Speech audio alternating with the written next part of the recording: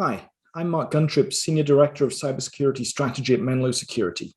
I'm here today to talk to you about a topic, SASE, Secure Access Service Edge, as a term that's really gathered a lot of steam and a lot of momentum behind it, and really what it can mean to organizations that are looking to make that shift to a SASE framework. And I think the first thing that we need to look at is kind of where this fits in the life cycle of your digital transformation. So digital transformation, as I'm sure you all know, is a journey, and it can be a long journey, but every journey needs to have a starting point.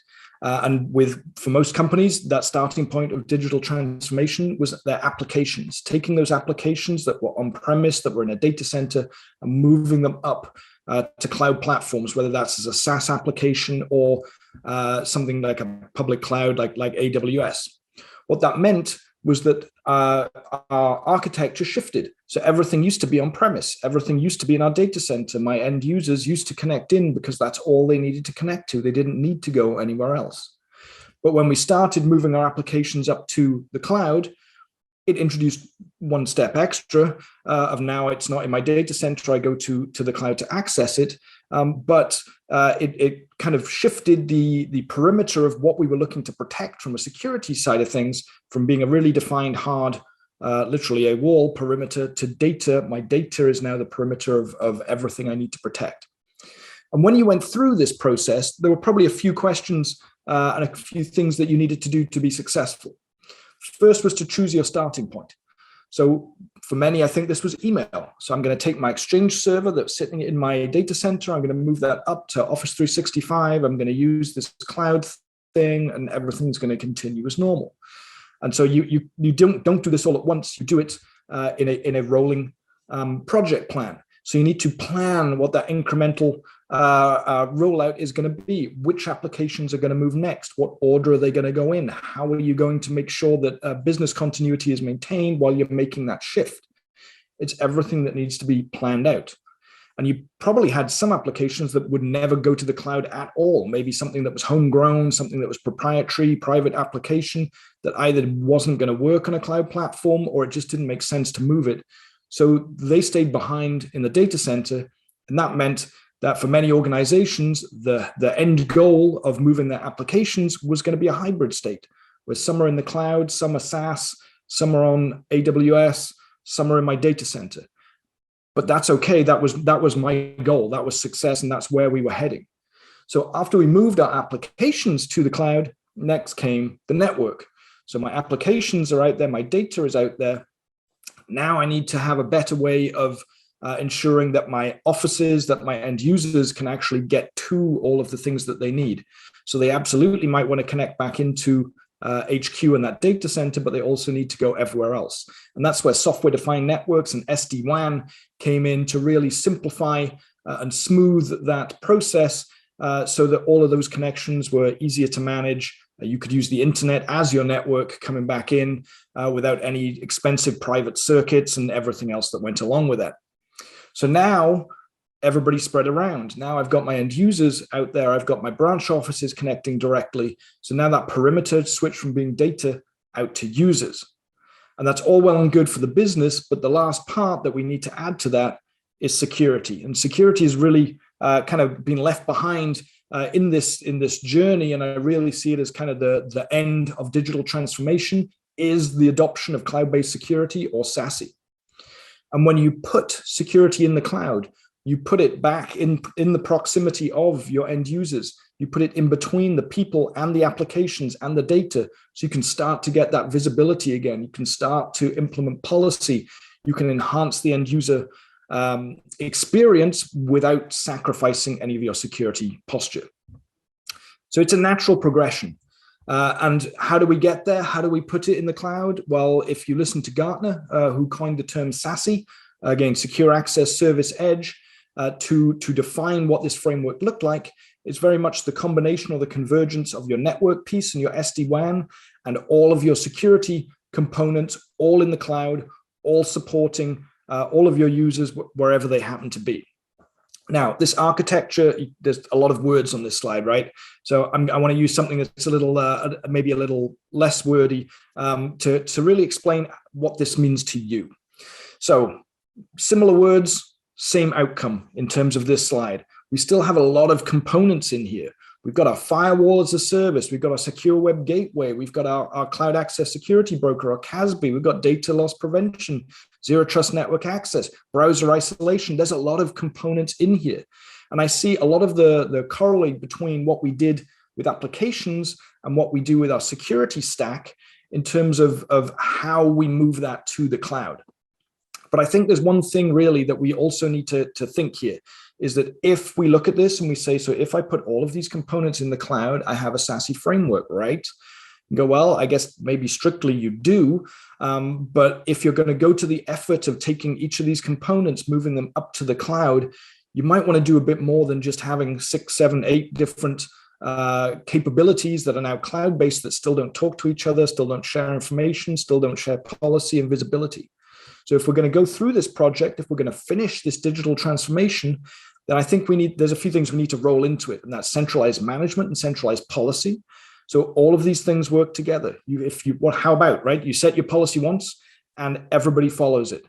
And if it follows the policy, then you get this centralized view into what's going on in your network. You understand who's gone where, what threats were trying to come in, what data is where. That's when we start to see a real benefit to moving your security to the cloud. So how do we get there? So on the previous slide, right, there's lots and lots of different components that you can move over. So you might liken it to a recipe. I have all of my ingredients, and if I do them in the right order, and if I do them in the right amounts, then at the end of the day, I'm going to have some wonderful dish. Well, I'm sorry to say that's not quite how it goes. There is no recipe for a successful SASE implementation. There's no steps that you can follow so that you know that you're going to come out at the end of the day with something that's great. And this isn't actually something that's necessarily easy to do. So SASE isn't something that you can go out there to a vendor, to a service provider and say, just give me SASE. I'll take it all. Let's go. So there's no one out there that has that SKU that says SASE, that you buy it, they enable it, and everything is done for you. It really is something that you have to figure out what it is, what you want to do, and how you want to do it. There's also no instructions on how to do it. So again, this is not like a recipe. There is no step-by-step what do you do, because it's really up to you to define what you do, how you do it, and what your goals are. And the other important thing is that success is really defined by you. So again, this is not like a recipe where success is the perfect loaf of bread, casserole, burger, whatever it might be. Success is defined by how you define your goals. That is not defined by what you put in, it's defined by where you go and where you put that finishing line. So again, very similar to what we saw with applications, is we're not necessarily going to take all of this, we're not going to finish at the same point with everybody. Everyone's going to have a slightly different finishing point, but it's where they need to be for their business. So if SASE isn't like a recipe, what's it like? Well, it's kind of like a menu. And when you look at a menu, a big difference between a recipe and a menu. When you look at a recipe, you have everything that you've got to put in. And if you're missing an ingredient, then the recipe isn't going to work. You're going to fail. But when you look at a menu, I would doubt very much that there's many people out there that would go, you know what, I'm going to take the menu and I'll take everything. I want all of the stuff on the menu. When you have a menu, you choose what you have. You choose what type of meal you want. You choose how hungry you are. And it's kind of the same thing with SASE. So as you're looking at implementing SASE, first of all, you choose which courses you want to take. There's nothing that says you have to have appetizers for the table and a soup and an entree and a dessert and coffee and maybe a liqueur at the end. That's not the rule, right? When you go to a restaurant, you choose what you want. Maybe you just want appetizers. You're not that hungry. Maybe you want an entree and nothing else. I'm good. But you get to decide what you want. And when it comes to SASE, you get to decide your starting point. Where is it that you want to begin this journey? And you get to decide how many of that long list of components you actually want to embed in your SASE framework and move to the cloud. What makes sense for your business? Secondly, why it's similar to a menu, you get to make substitutions to your order. There is nothing that says what is the main course is the best main course for everybody. And similarly, that when it comes to SASE, there's no one size fits all. So you can choose what you want. And if there are things that don't work for you, then maybe you switch them out. Because every business will have different goals, different ways of working. And so their needs, their outcomes for a particular SASE component could be very, very different. So we need to take this into account. There isn't going to be a path that everybody can walk down. It really has to be up to the individual for their organization. And then finally, it has to work for you. You can't kind of force a different view on there if it's not what your business needs. So you need to define your goals. You need to define what success looks like. And then you choose the pieces that actually help you towards that goal. So let's dip into each one of these. Let's choose which courses you want. So where's your starting point going to be?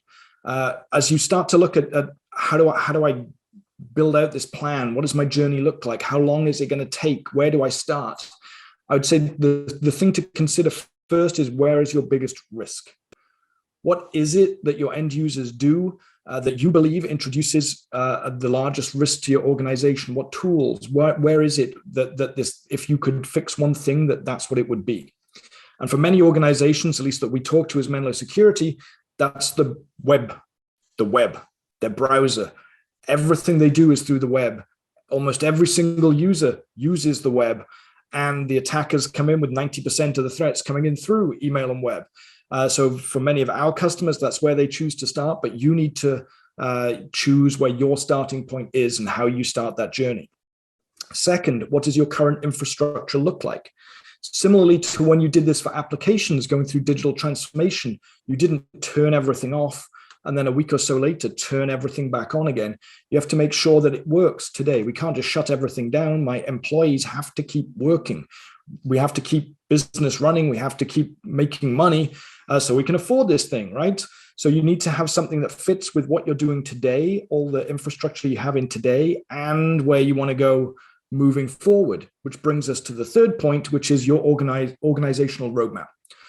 Start with your roadmap. What is it that you want? What is your business want to do? What do they want to achieve? How are you going to get there? And then make sure you choose a vendor, a solution, and a SASE journey that matches that. Don't put it the other way around. Don't have your vendor, your service provider, define what their roadmap is and you have to go along with it. You have to put the business first. This has to be something that's going to drive business forward. Second, making substitutions to your order. Now, again, I said that there's no one size fits all, right? And I'll give an example that maybe your starting point might be different to somebody else's. Your need for a particular component could be different to somebody else's. And so as you look at the underlying architecture of your provider, does it match what you need? And what I mean by this is, are you global? Are you only in North America? Are you in very remote parts of the world where there isn't internet capabilities, there isn't high bandwidth? What are you going to do? Do you need single visibility across everybody in an office and remote workers, or are you willing to do those separately? So you have to make sure that the capabilities and the platform that you're buying into can actually match what you need in terms of scale, in terms of support, in terms of performance. But also remember that different platforms have different strengths. And again, this kind of comes down to, what is it that you want to do? Where do you want to extract the most value? And if you look at all those capabilities within that SASE framework, I mentioned web earlier on. Many vendors have a very strong secure web gateway capability. Others might have a very strong CASB capability. Others might have a very strong browser isolation capability. Others might be DLP. So you choose what it is where you want to start that journey, where you want to extract the most value, and that's where you start the path. That's the vendor that you choose that says your strengths match what I'm looking for. That's going to be successful. And then finally, you want to look at the integrations. So choosing a platform is wonderful, but it's got to fit in with everything else that you use, whether that's a SIM, whether that's other internal tools where you want to pull logs off to, send alerts to for your SOC. So you have to make sure that it fits in with what you have, fits in with other tools that you've purchased, and maybe integrates with other tools that you haven't yet purchased, but you know that you want to. So you have to plan this thing out and make sure that it is a fit for you. And then finally, you need to make sure that it fits within your requirements. So again, this comes down to defining what are the rules that you go by? What does success look like to you? Because that's how you should measure it. You shouldn't think that, again, comparing back to the recipe, that this is something that if I follow the steps, success will come. You get to choose what success looks like. Success might be, I've got everything in the cloud. Success might be, I just have my web gateway in the cloud. That's the only thing that makes sense for me. And you get to choose that, because you don't need to take everything. Ideally, you would choose a platform that could offer you everything that you think you might need over the coming years, but you don't have to take it. So look for a platform that will enable you to take what you need today, but also help you grow into what you're going to need moving forward, so that you know that you have that path. You know that they are going to follow your roadmap to success. And then finally, you need to define your policy. So it's going to go across all of your control points, potentially, depending what you're taking, right? So it could be web, it could be applications, could be email. There's a whole lot of things in here. What do you want to span across all of this? How do you want that to tie together? That's very important in terms of setting your success metrics, your security posture for your company. So if you walk down the path and you go, you know what, I think a SASE framework might be for me. I think it sounds good. There's a lot of good things that you can get out of this.